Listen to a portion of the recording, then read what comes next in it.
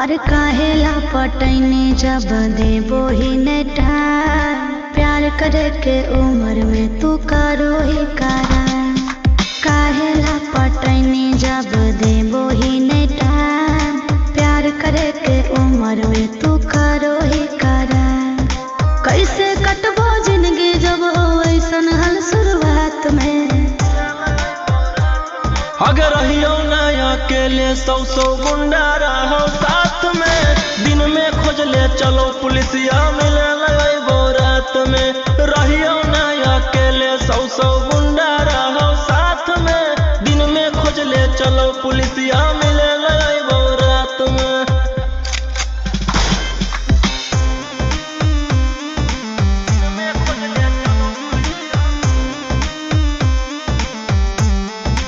Vicky Vox.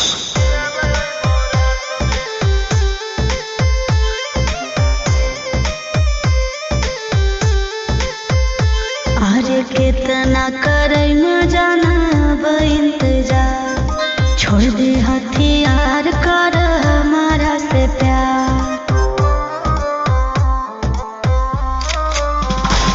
आगे खोल के रखी होगे टके अब मुहवा में गमछा लपेट के।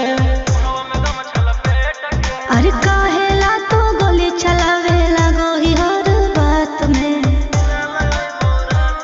अगर रहियो ना अकेले सौ गुंडा रहो साथ में। दिन में खोज ले चलो पुलिसिया मिले लगो रात में।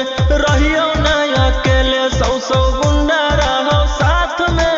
दिन में खोज ले चलो पुलिसिया मिले लगो रात में।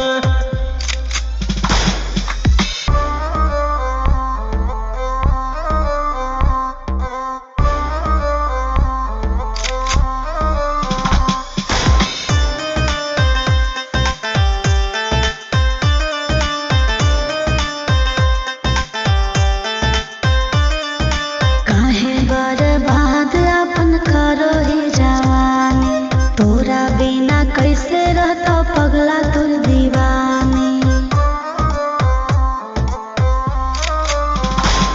अगे जब ले जिंदा ही हम गे ली हो नहीं तू टेंशन गे। राजा रोशन रोही आया जो कवनो हालात में। अगर रहियो ना अकेले सौ गुंडा रहो साथ में। दिन में खोज ले चलो पुलिसिया मिले